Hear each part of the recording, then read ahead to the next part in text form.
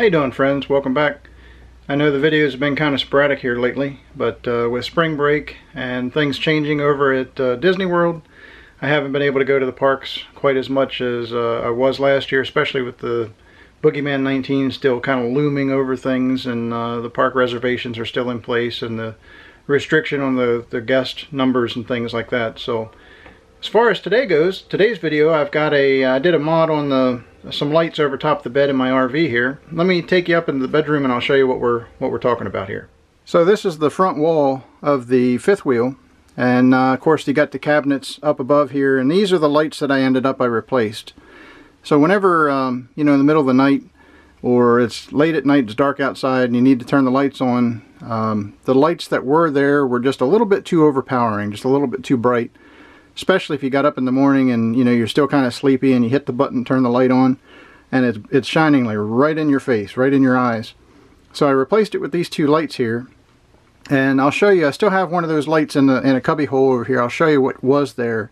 So this is kind of a little alcove here. Got a little window. It's actually in the slide, the bedroom slide, and the little button here.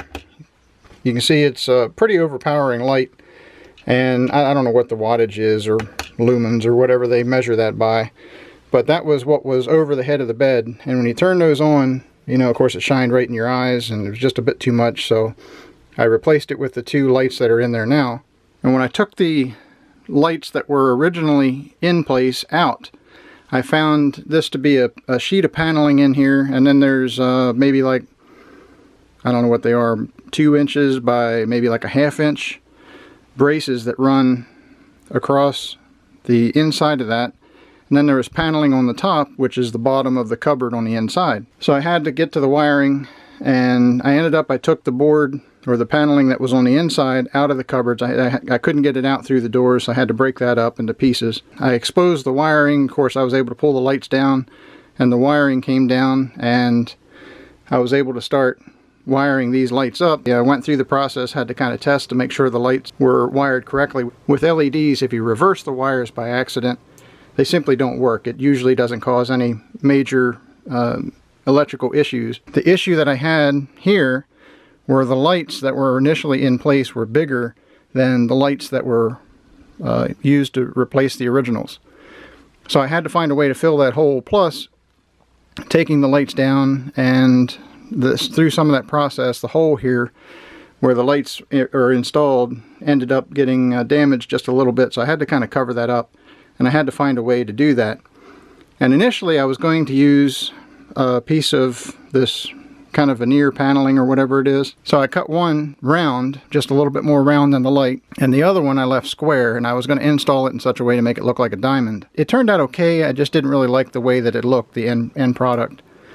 So I did away with the round piece, and I just left the square on top, or what is installed as a diamond, and then the light itself recesses inside of that. Inside the cupboards, I had to find some kind of way to address the issue here. I just got t-shirts and things up here, but what I was going to use to replace the board that, or the paneling that was in there that got broke, and I needed to replace that. So what I came up with was a piece of pine.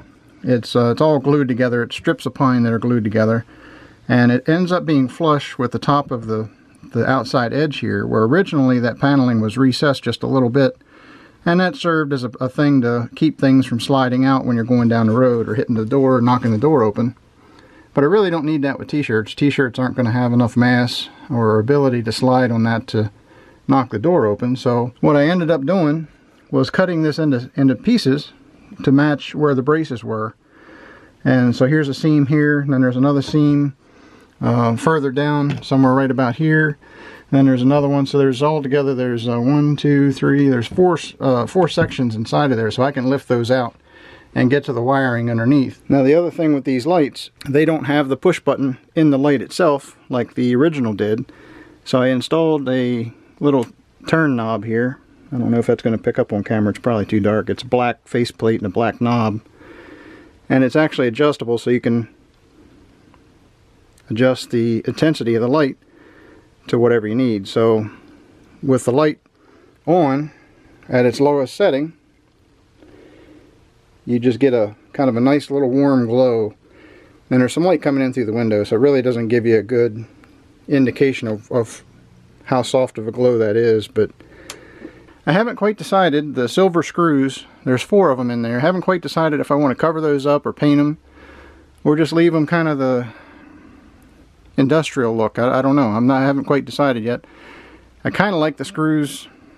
The more I look at it, I kind of like the fact that they contrast with the black. And I just used a black stain on the wood to try to match the interior here. And it's close enough. It's a little bit different, but you really don't notice it since it's so dark anyway. But I think it turned out pretty good. So there you have it. An easy little project. Only took a couple of days to complete. I think it turned out pretty well. Aesthetically, it looks pretty nice. And it gives you a nice adjustable light source in the bedroom. Where the other lights were just as bright as all the rest of the lighting in the trailer, and it was a bit too much. So all in all, I think it turned out pretty good. So I appreciate you watching. If you haven't already, hit that thumbs up. That really helps out a lot. Make sure you subscribe down below. That'll keep you up to date on future videos coming out. And we'll see you all in the next video.